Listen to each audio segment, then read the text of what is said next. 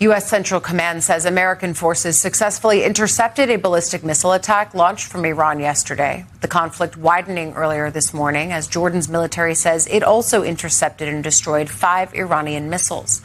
In a post on social media, CENTCOM says Iranian forces fired multiple ballistic missiles at U.S. bases in the Middle East in what it called an attempted surprise attack. CENTCOM says all of the missiles were intercepted and that U.S. forces remain vigilant. Yesterday's launch came just before U.S. and Saudi fighter aircrafts carried out coordinated strikes on multiple Iranian-backed sites in eastern Iraq. CENTCOM says the operation was in response to more than 30 IRGC-directed drone attacks over the past 72 hours. They warned that Iran and its proxy forces must halt those attacks or face further U.S. military action. A U.S. official says the Iranian missile barrage and the joint U.S.-Saudi strikes were not directly connected, even though they happened within just hours of each other. That's the backdrop to the meeting that President Trump and Israeli Prime Minister Benjamin Netanyahu held yesterday, their first in-person meeting since the start of their joint war with Iran. The closed-door meeting in the Oval Office lasted for about 90 minutes. Prior to their sit-down, the president expressed frustration with Netanyahu during a phone interview he did with Fox and Friends.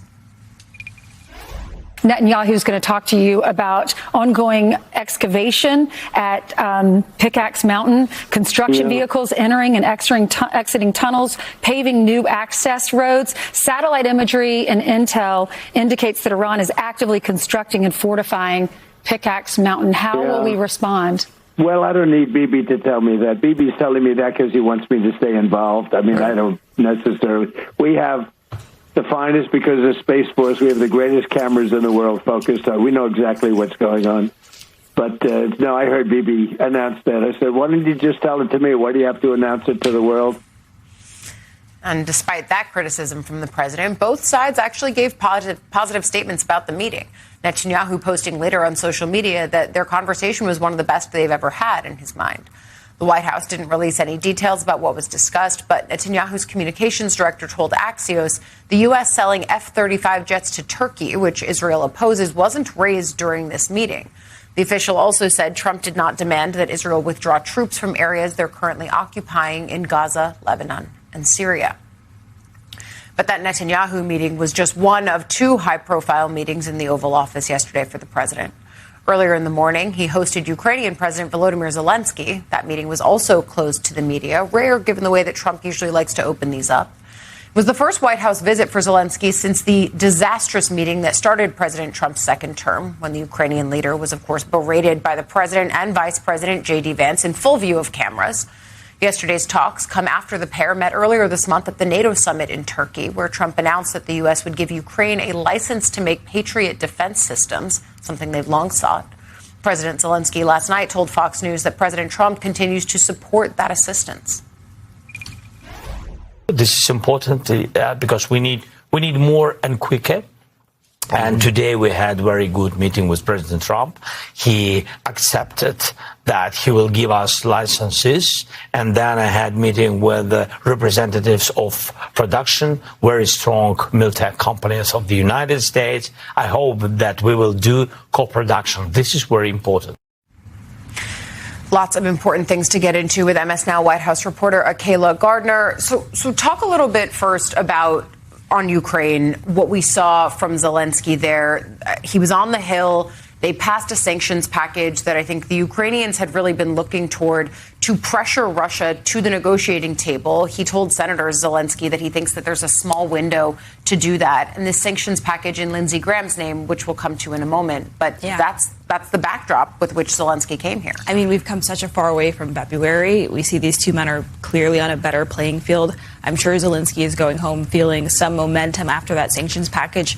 But the fact of the matter is President Trump continues to be deferential to Putin. We see him time and time again rejecting these reports about intelligence of Russia helping Iran and seeming to believe that he has this force of will or the negotiating skills to convince Putin to get to the negotiating table and end this war, even though we've seen time and time again that has not been the case. And I think with both the war in Iran and the war in Ukraine, President Trump continues to say that he's able to end these wars and promised to do so, frankly, many weeks ago, if you're talking about Ukraine, more than a year ago. Yeah. And he has simply just not been able to do that. So I'm sure that continues to frustrate Zelensky. He wants President Trump to have a more skeptical mindset when it comes to working with Russia, and we just haven't seen him be able to shift in that direction yet. Yeah, and so that is, of course, the ongoing war in Ukraine, and we'll continue to watch what the impact of Patriot missiles and, of course, if this sanctions package continues, what that impact is.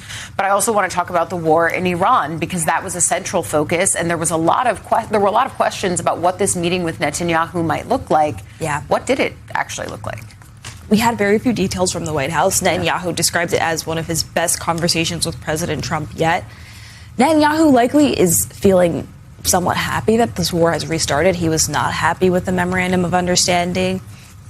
And yet yesterday, I don't think that we really saw huge movement. I think overnight, the fact that the U.S. and Saudi Arabia conducted those strikes together was hugely significant to me. We have not yet seen the U.S. partner with a Gulf nation to conduct combat operations. And we saw Saudi Arabia essentially say, we are willing to do this again. They said they do not want to seek escalation when it comes to counter strikes against Iran, but it certainly suggests that perhaps more Gulf countries would be willing to take this kind of action, because Saudi Arabia is frankly a founding member of that GCC. I think this is a huge escalation and potentially signs that the U.S. could be working with more Gulf nations to come. And I think that is the open question, is what does the next overture of this look like? And I think one of the things that I'm keeping in mind is the ways that the president is balancing a lot of opinions within Republican circles about what should come next in Iran. I asked his former Vice President Mike Pence yesterday what he thinks should come next in this conflict. I want to play for you what he said. On Iran, what is the next best step for the president? Well, I think it's absolutely essential that we continue to keep the pressure So more on military Iran. strikes. Well, I think we've got to maintain the blockade. I think we've got to keep all options on the table. It's clear to me the Iranians only understand strength. They will only be moved by the credible threat of the use of force. So standing strong, standing firm in the region while leaving the door open for a diplomatic solution, I believe, is the way forward. And this is consistent for Pence, who I spoke to just a few months ago, and he had similar plaudits for the president of acting and aggression in Iran. And yet you've got intelligence reports that say the kinetic and military options so far haven't exactly moved the regime. It's in some ways made them more dug in. And so what is the actual next step for an administration that wants this conflict to be over, too? And I think the question is, where does President Trump fall? Like, these camps have always existed within the Republican Party. There's Republicans who have wanted this action, frankly, for years. You have your Iran hawks, frankly, like the late Senator Lindsey Graham, who have wanted the U.S. to take these steps. And then you have folks like Vice President J.D. Vance, who very much wants the conflict to be over, felt as though the U.S. should have never gotten in it. And there's a real question about what direction the Republican Party takes. And frankly, it's sometimes hard to tell exactly where President Trump falls. It just depends on the day, frankly, when you catch him, who he last spoke to, where he really falls on that decision. Yeah, and who he last spoke to, I think, was one of the things that I spent a lot of time yesterday talking about, because all of these world leaders and political figures were here in Washington for one of the people that was in his ear a lot, and that's the late Senator Lindsey Graham. President Trump gave an 11-minute eulogy for Graham yesterday, calling him an American original while weaving in jokes and personal stories of their relationship, along with the senator's accomplishments. No matter how heated things got in Washington, virtually everyone, Republican or Democrat, liked Lindsey. Well, not everybody, but it sounds good. Not everybody. He was a tough cookie, okay? I have to veer from this for a second. He was a tough cookie. Do you remember Lindsey and I did not exactly get off to the best of starts, running against each other. Back in 2016, Lindsey said something rather nasty on his flight to becoming the next president of the United States.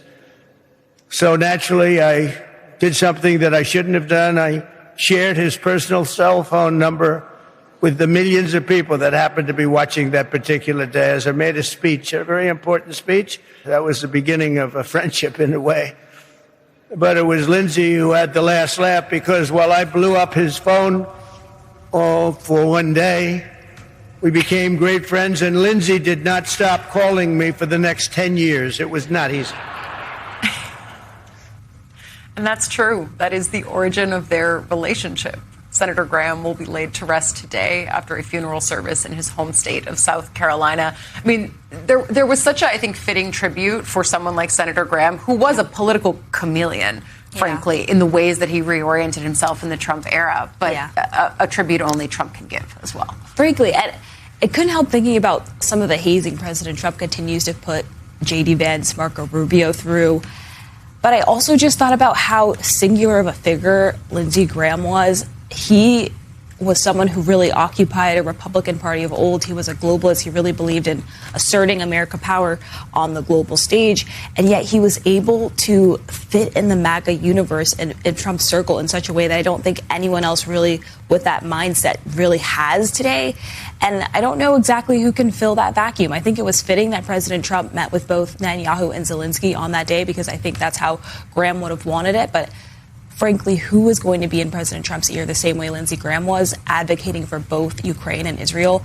I just don't have the answer right now. I don't think we'll ever see that person again, frankly. Yeah, I think the depth and breadth that Graham brought from a domestic policy perspective, he was in every gang and every group, as I said during our coverage yesterday on Capitol Hill. And then, of course, his singular focus on the world stage and the way and relationship that he had with the president. Yeah, it's a vacuum, certainly, for advice for this president. MS Now White House reporter Akayla Gardner, thank you as always.